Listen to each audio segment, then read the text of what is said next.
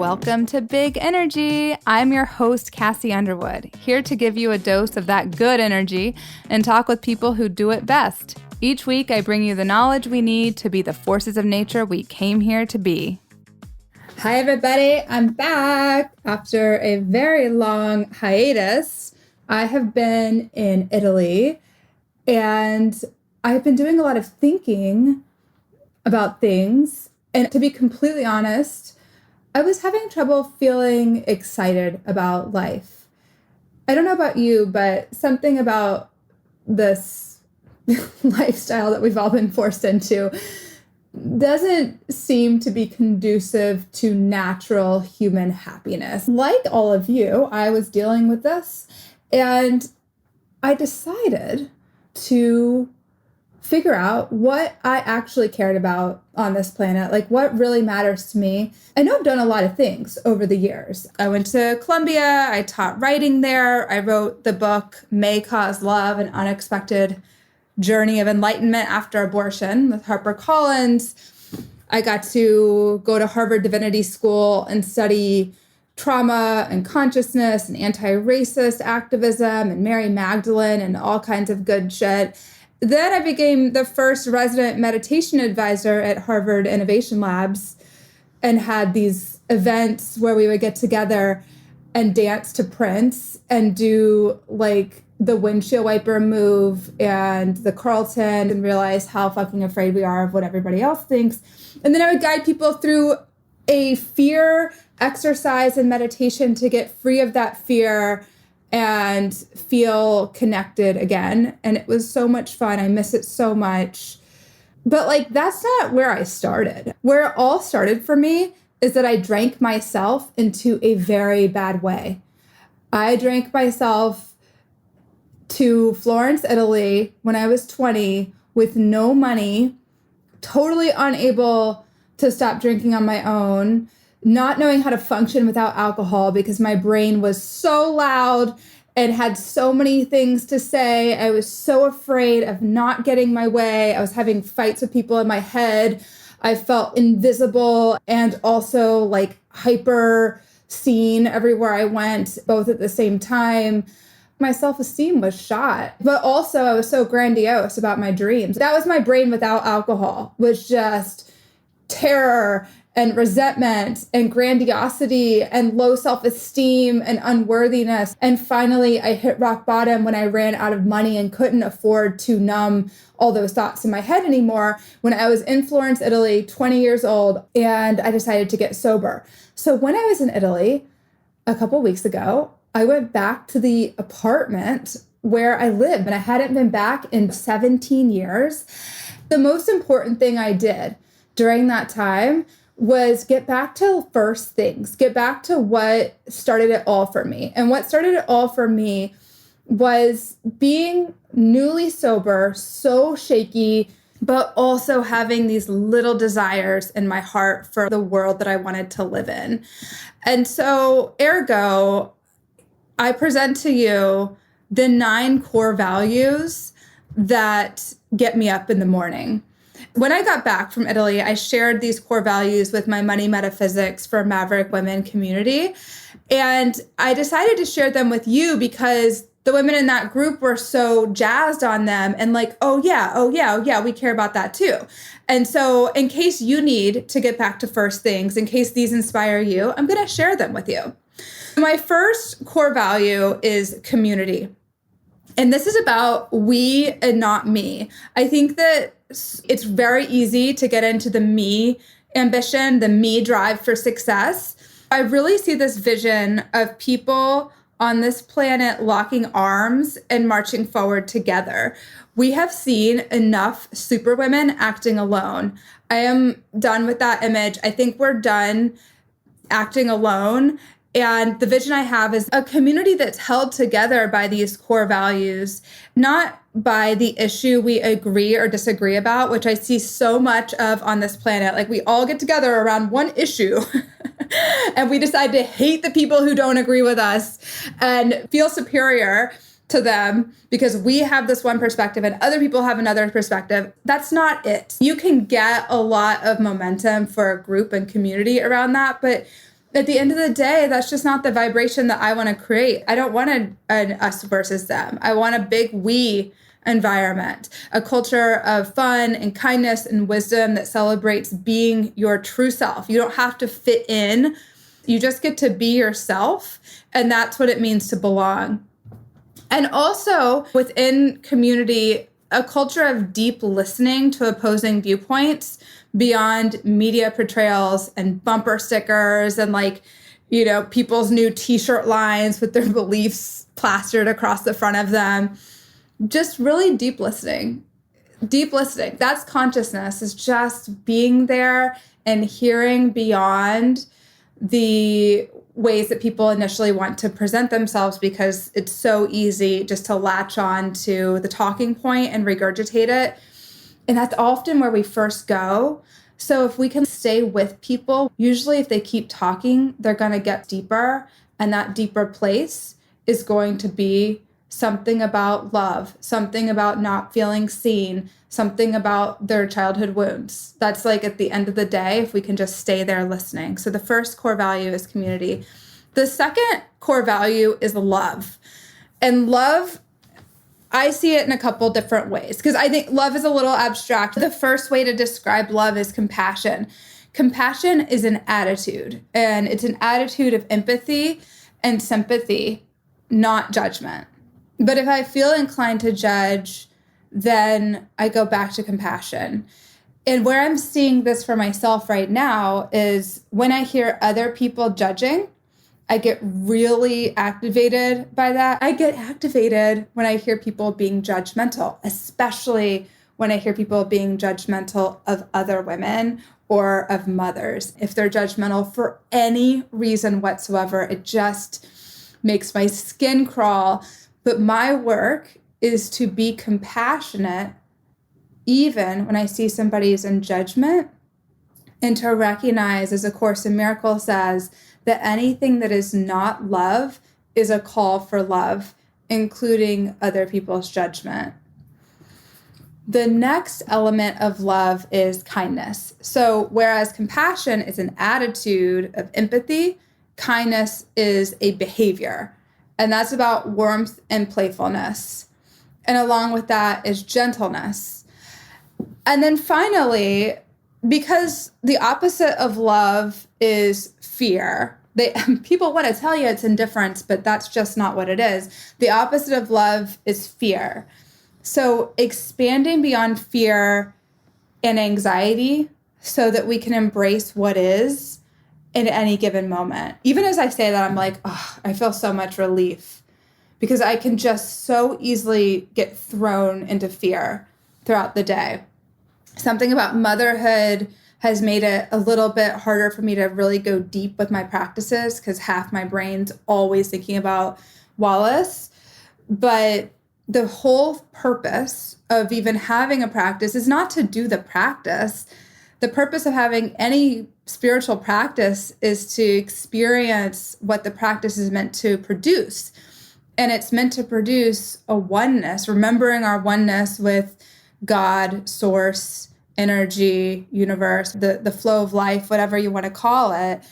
And when I expand beyond fear and anxiety, we can just embrace exactly what's happening without trying to change anything about it, at least for the moment. And then finally, love. This is going to seem like a contradiction, but it's not, is taking a stand, particularly for racial justice, gender and sexuality equality, and stopping the demise of the planet. We are able, in a place of love, to both embrace what is exactly as it is and take a stand and hold a vision for a different kind of world. Both of those at the same time. That is the embodiment of love. The third value that gets me out of bed in the morning, and my God, if you've been following me for a while, this should probably be number one for me, because it's just what I live and breathe for. It's truth. Like real fucking truth. Not like blah, let me just blah all my bullshit. Not coming from a place of like insecurity. That's not necessarily truth. That's just somebody's childhood wounds. But spiritual truth, spiritual paradox, wisdom, that's truth, right? Being wisdom, as Ram Dass says. Knowledge is doing your own research, including so many of the questions that we have about COVID, about society, about everything that's happening today, and understanding how to interpret sources in a world with a lot of versions of truth. There's some academia involved with truth, really getting into your own knowledge by doing your own raw research. I don't mean going to CNN.com, but going to the source, like literally opening up medical journals, because you're smart enough to do this. I don't care who you are. You're smart enough to read words in a medical journal and figure out what they mean for your own self. Because I will tell you that if you don't read how studies were done, who funded studies, and then see how they are portrayed in media, then you're missing a lot of the story. As I was researching my book, I remember looking into some of these studies. It was like, wow, who funded this, right? And was the person funding it benefiting from a certain outcome of the study? Truth is about being able to interpret sources for yourself in a world with a lot of versions of truth. The fourth element of truth is defying convention, aka being a maverick-ass bad bitch, not caring what other people think, and living what your truth is. That's a daily practice. We don't arrive there unless somebody had perfect parenting, which nobody did. We know that we have been impacted by people who made it hard for us to live our core truth. We got to undo all that. And listen, Wallace is going to have to undo some too. I'm not a perfect parent. He'll be on his own journey of trying to live his truth.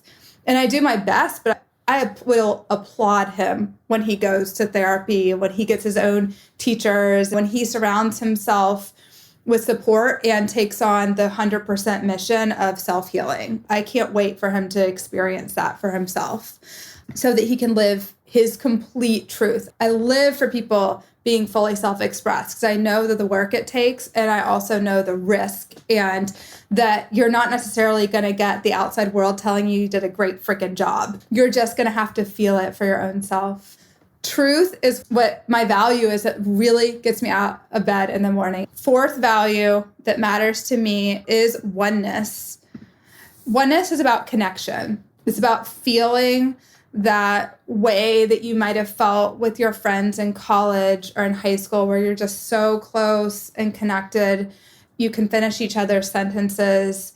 But it's also the way that you feel when you first meet somebody and it's like you recognize them from another planet or another life, where you just feel that total connection. It can also be produced in, you are at a retreat and you're doing the eye gazing, where you make eye contact for 2 minutes straight without breaking it. All this creates feelings of oneness. It's so yummy. Inclusivity. I love inclusivity. Inclusivity comes along with being your true, fully expressed self. It comes along with being in a community of people who love self-expression. Is that we love everybody's realness. Like, bring it here. I love the crazy people. I love the weirdos. I live for the misfits. These are my people. If I see somebody doing something really weird, walking down the street, doing a funny dance, or my boyfriend sent me this video of this guy in LA just wearing like a suit and tie, I think, and he was carrying a cross. And it said on the front of it, God is love. And he was moving the cross up and down and doing this funny little walk across the street. He was this kind of fat guy. And I was like, this is my people. Him in this moment, that is my people right there. There was this video of this guy wearing a full head to toe sequins outfit that he had made, doing a parade in a small town USA where it was like, 10 people with their lawn chairs. He was doing a baton twirl. I live for that guy. I think about that guy when I wake up in the morning. He is my people. Like, just people, like, including, like, being inclusive of all people, being exactly where they are. I don't even care if people believe crazy. Like, apparently the word crazy, we're not allowed to say that anymore. I was called crazy so many times when I was young that I feel like I'm taking this word back. I'm probably still called crazy behind my back. I even feel inclusive about people who have beliefs that would subjugate me, because I just feel them on their journey. Wherever somebody is at, I love that place. Now, if it actually encroaches on my rights, then I have a real big problem with that, and they're going to have to move the fuck back. But just being in the room with somebody who believes something that subjugates me, I'm fascinated. It just, I want to know more. And then I, of course, like, have to know about their childhood. So inclusivity, oneness, I feel it. We're all connected. As A Course in Miracles says, all minds are joined. The other piece of oneness, well, there's two more pieces. One of the pieces of oneness is forgiveness. There's a lot of different ways to think about forgiveness. I choose to think about forgiveness the way that A Course in Miracles describes it. And that is that forgiveness is a gift that I give to myself, that I'm not going to allow that person's behavior or what happened to live in my head rent free. I am going to be free. Doesn't mean that I continue to stand really close to that person, but I am going to choose to believe that in the real world, only love is real, and that what happened never occurred in reality, because in the real world, only love is real. These Pollyanna beliefs are legitimately what gets me out of bed in the morning. The vision of utopia. Like, really, I love the vision of creating a utopia, a Lady Gaga version of utopia. So at any rate, forgiveness, understanding that I will never be able to talk myself into forgiveness. Forgiveness takes a fucking miracle. I can't talk myself into it. If I try to like understand and learn more about like why they did the thing, that never gets me there. What does work for me is getting really clear on what made me mad about that, getting really clear on if they are exhibiting a behavior that I either currently am exhibiting and don't want to look at, or a behavior that I've had in the past that I need to forgive myself for having, and I'm judging a version of myself in the past, or something that I desire for myself that they're doing, even if they're doing it badly, that I get jealous about. And those are the three things. So it's all about me and my own perception. And then what do I get or get out of by being mad at them? Am I getting out of saying what's true for me? Am I getting out of living my life, chasing my dreams, having a real conversation with somebody? Am I expecting somebody to read my mind? What am I getting out of in this life? Like, by holding on, because whatever happened isn't happening anymore. No matter how bad it was, it's not happening anymore. Unless I'm allowing it to happen, it's not happening anymore. And so I get out of being present in this moment. I get out of the aliveness of whatever's happening right now. And so when I'm in forgiveness, when I get to that place, then I can get back to oneness and realizing that all minds are joined. There's really no difference between you and me. As A Course in Miracles says, the body is a suit of clothes, and we're all taking these things off at the end of the day. And then it's all going to be us, just one together. Doesn't mean that we don't have to fight for justice and that we don't stop evil from happening in this world. But at the end of the day, we're all the same. And that's oneness. And finally, you might have heard echoes of this earlier, but democracy. I love democracy. I love differing viewpoints. I love like a group conscience. It's a 12-step concept where every person has a voice, and the person who has like the singular voice, who just says like one thing that's different than the other people, they get to speak up. Even if like 100 people in the room think one way and one person thinks a different way, that person has a chance to speak up and be heard and be seen. And maybe the other people realize, oh my God, that's right. I feel like you all will get this. Don't you wish that that's how you felt, that if you knew that that was okay when you were like in elementary school?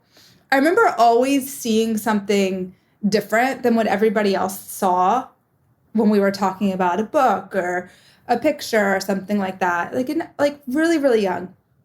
And then I would always think I was wrong because I wasn't thinking the exact same thing as everybody else. I thought, I don't want to look stupid, but democracy allows for all of us to have a voice and for all of us to be honored for our hearts, for our intellect, and for whatever else we bring to the table.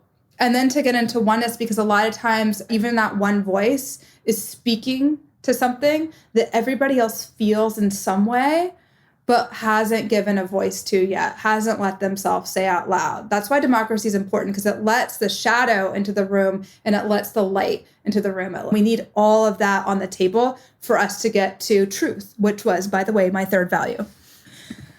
The next value that I care about that gets me out of bed in the morning is humor. Humor gets me. I used to watch Sarah Silverman stand up on YouTube when I brushed my teeth in the morning. I live for stand-up comedy. When there's a new comedy special, I will at least give it a chance. I will at least give it a chance. I mean, I'm like diehard stand-up comedy fan. Humor is also about not taking ourselves so seriously and like being merry pranksters in this world. And I think that that is what makes life fun. I mean, there are times for being serious, but there aren't a lot of those times. The sixth core value is infinite possibility. This is about letting go of victim consciousness. The pandemic brought up a lot of victim consciousness, a lot of thinking that other people need to lift us up to where we want to go in this life, that we need to be saved, and that we've been hurt by other people. But victim consciousness comes from a place of believing that we didn't have choice, believing that other people were out to get us. People are just living their lives. They're acting from their exact level of awareness in any situation. Victim consciousness, when we let this go, anything is possible because we're restored to choice. We are restored to, oh, I get to create that. I don't have to wait for that. If I'm waiting for something, you can be damn sure I'm not creating. I spent a lot of years of my professional life waiting for emails and text messages to change my life. I have never been so broke, by the way. And once I decided, oh, I get to create my life. If I want something, I need to go out and get it and stop like thinking that Oprah is going to call me and that she's going to make my life for me. I wish I was kidding. Did anybody else think that Oprah was going to make their life for them? Oprah may never call me, but I'm very grateful for having the signpost of Oprah to help me realize, oh, I was waiting. I was waiting for a savior. I'm the savior. Infinite possibility is about excellence. I care a lot about excellence. Not just dialing it in, but being at the best of your game. I have a lot of friends who I think are very excellent. They are legitimately at the highest level of their career. How that happened is they showed up over and over and over again and allowed themselves to be bad at something until they got really good at it. Part of excellence, the paradox, is letting yourself be bad until you get good. Showing up again and again until you get to that infinite place. When you are in true excellence, you forget yourself. You are just there to serve. Cosmic transcendence, having miracles, going beyond what you thought was even possible for your life. Infinite possibilities, being unstoppable, waking up and telling yourself, I am unstoppable. I can complete whatever needs to get done today. Nothing can stop me. I am unstoppable. I know the moms out there need to hear that. Accessibility for all is part of infinite possibility. All people have infinite possibility because we all have the power of God in us, or the power of source, or the universe, whatever you want to call it. We all have that power in us. I think about Dolly Parton. She came from nothing. Like, if somebody had to guess how her life would have turned out, it would probably be, well, she's going to continue down the path that she has seen. But she believed in something, and she has become this kind of like God figure to a lot of people. She's absolutely everywhere. She represents love. She represents so many of these principles. It's just because infinite possibility lives in all of us. We all have a little bit of Dolly Parton in us, right? And creativity. I think that that's such an important part of infinite possibility because that relies on being co-creators, being able to get into our meditation practice, our prayer practice, whatever it is that you do in the morning, and co-create, allow the downloads to come, and then act on those inspirations. The seventh core value is theatrics. I love theatrics. That's really about elements of surprise in this life and being larger than life. When we think about people like Lady Gaga or like Dolly Parton or Beyonce, what is that if not theatrics? Just completely in the theater of life, creating yourself as a star. You get to make that for yourself. You don't have to depend on somebody else to choose you. I remember being in a writing workshop years ago, and this guy had started his own magazine. And he was like, you can either wait to be chosen by the New Yorker, or you can choose yourself. And he said, I decided to choose myself. I don't feel in any way called to apply that to my writing. I really wanted a top 3 publisher. I knew exactly the publisher I wanted. I wanted to get published in the New York Times. You can self-publish today and sell a ton of copies.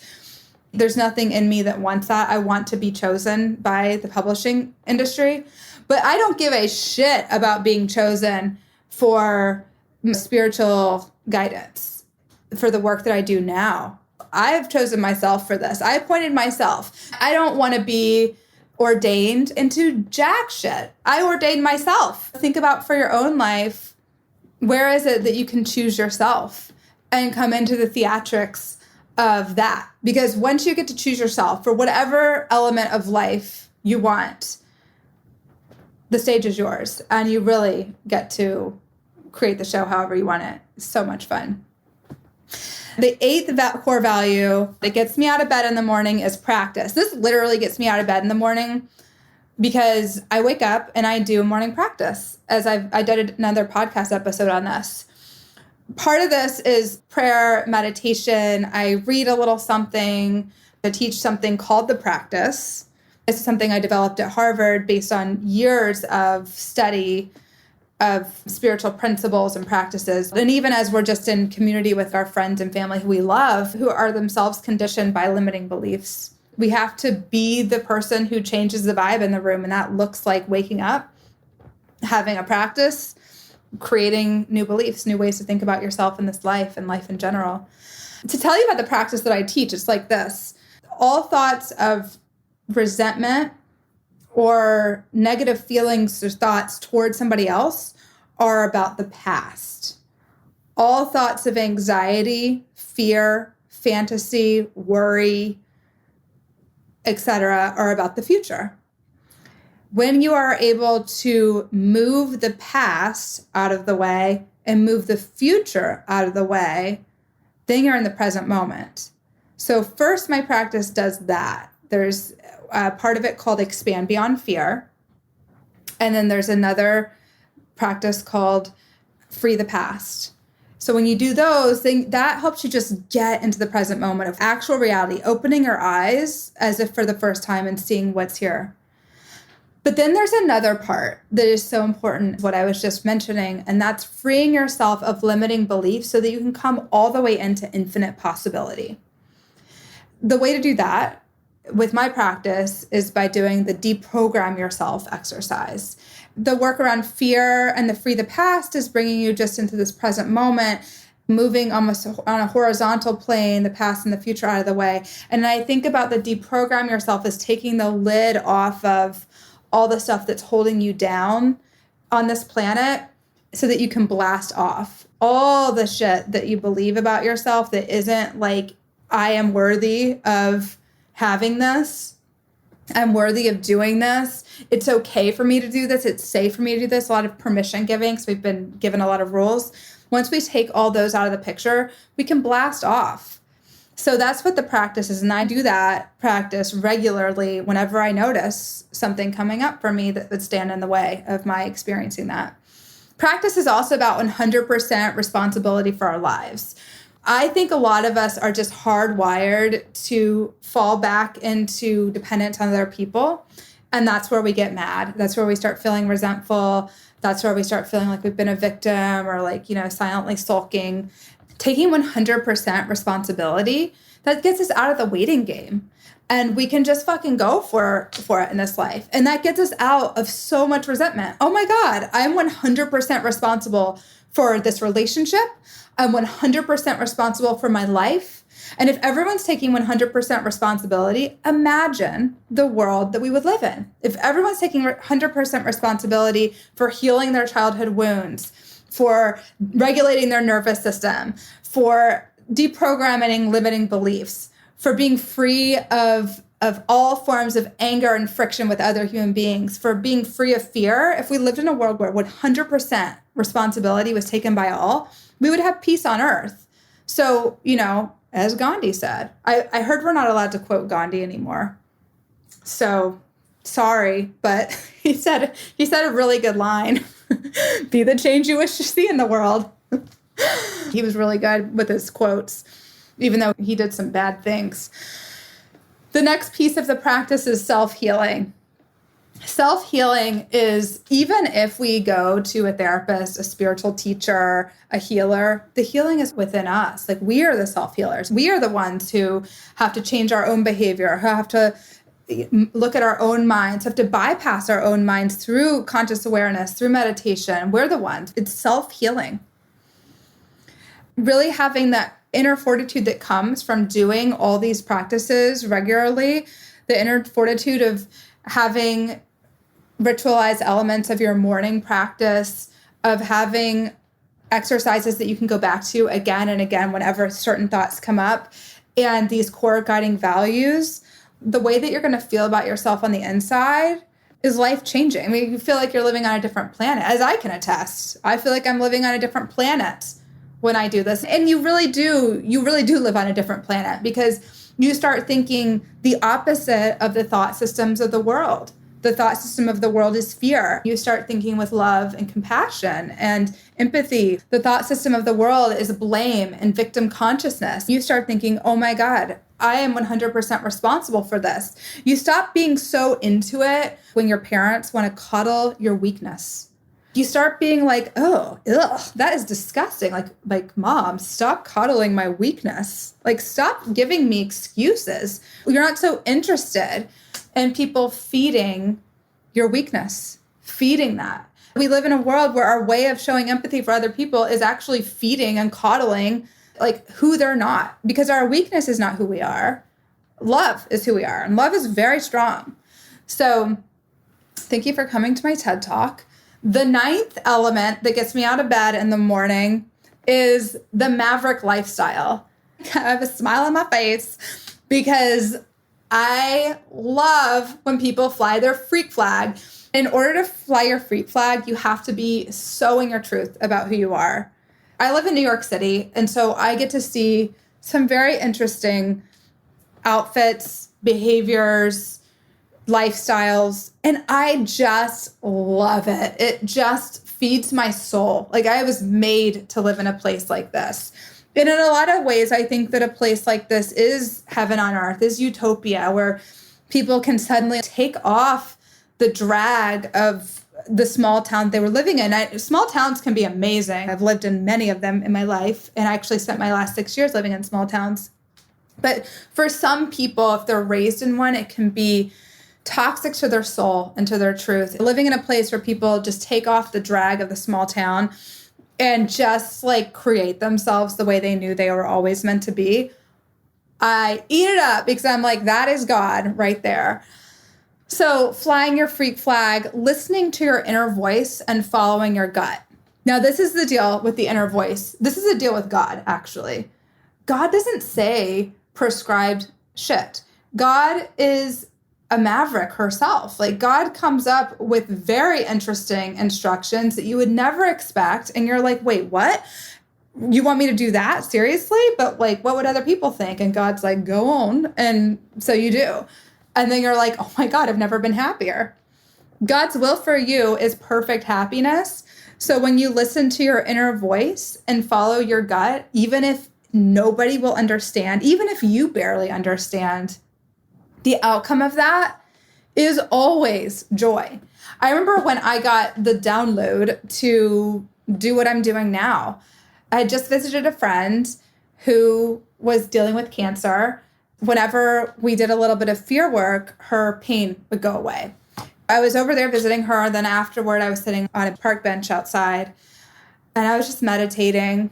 The beautiful life before you have children. You just meditate on park benches like Eckhart Tolle. And I got this download and it was like, you're supposed to be like doing this for your life's work. This isn't like a thing that you're supposed to be doing on the side, like between teaching classes at Columbia and hanging out with friends. Like this is supposed to be the central part of your life. The core piece of your life is you waking up in the morning and going to work with people and bringing them the truth of who they are. And I was like, thanks for sharing, but that sounds a little bit I don't know if I can do that. And then I was like, okay, I've got a deal for you. I will do that. I will be glad to do that if I ever wind up at Harvard Divinity School. However, I live in New York City and I would rather die than leave New York City. That is genuinely how I felt. I was like, I'm never leaving this place. So maybe like 20, 30 years from now, I will end up at Harvard Divinity School and that'll be sweet. Thanks for the download. Really appreciate it. And then lo and behold, a few months later, my then husband was transferred to Massachusetts for his job. A year later, I was walking through the doors of Harvard Divinity School for my first class. That was the beginning. That was just me listening to my inner voice and following my gut and having my maverick lifestyle and worrying so much about what the academics would think of me if I did that. But it really has been everything to me. And it's been such a more abundant lifestyle than I ever would have dreamed up for myself if I had just been listening to my fear and listening to my small little plans and designs for myself. You know, it really comes from the voice within, from its really off the chain, surprising messages. The maverick lifestyle, as a result, is about individuality and self-expression. So it's like you get to be this individual, you get to be yourself, you get to be fully self-expressed in community. And that's what we're about here. That's why we came to this planet. I love how Brené Brown says belonging is being accepted for you and fitting in is being accepted for being like everyone else.